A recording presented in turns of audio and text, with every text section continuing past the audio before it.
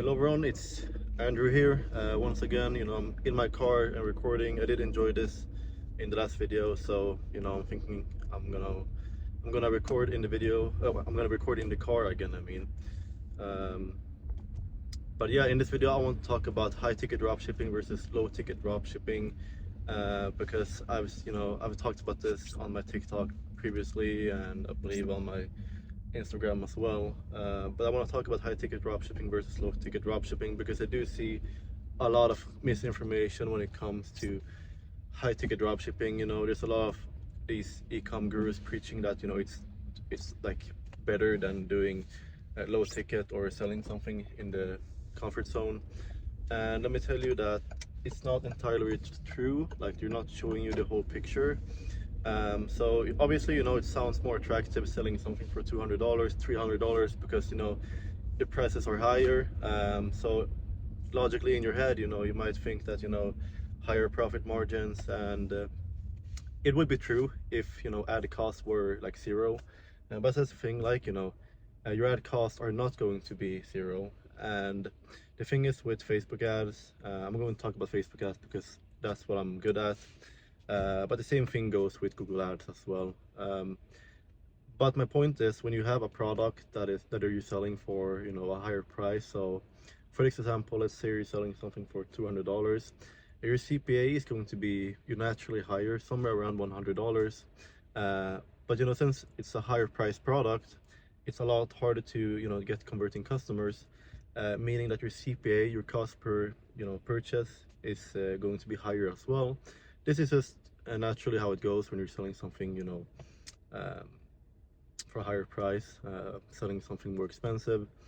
On the contrary, if you're selling something in the comfort zone or low ticket, let's say around $50-$60, naturally your CPA is also going to be lower, somewhere around probably like $20-$30, which means that I'm not saying that high ticket dropshipping is bad, but for the majority of people, it's not the ideal thing to go for, because as we get into e-commerce, most of us that are starting out in the beginning, we don't have unlimited budget to spend on ads or whatever, and it's burning money on ads and not getting anything in return.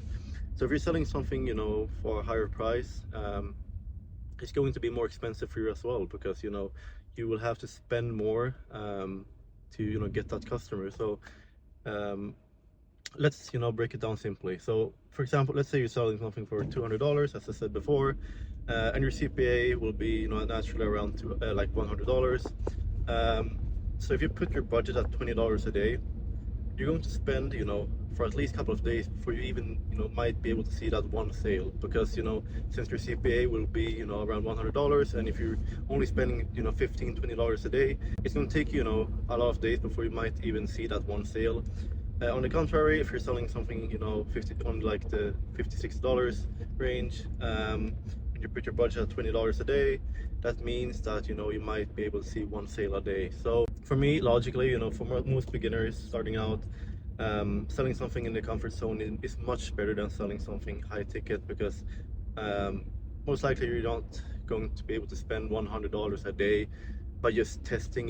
If you're spending $100 a day, 7 days, that's $700. So and you might not even be able to get anything in return, since you're testing, and there's a lot of you have to build data with your Facebook ads account, and it takes time before you get the ball rolling. So you're not going to be profitable from day one. So you are definitely going to be unprofitable for some time. So if you don't have like $100, $150 to spend every day, going unprofitable, then high ticket dropshipping is not for you. So just keep that in mind. Coming from me, like, I've done dropshipping for the past 10 years. I know what I'm talking about, and it's not me saying that high ticket dropshipping is bad. If you have a lot of money to spend, then sure, high ticket dropshipping can be very good.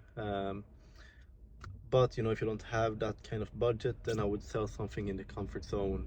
Around $50-$60 is my recommendation. Another thing that I want to mention, that even though I said that you should sell something for a lower price, doesn't mean that you should sell stuff below like $30.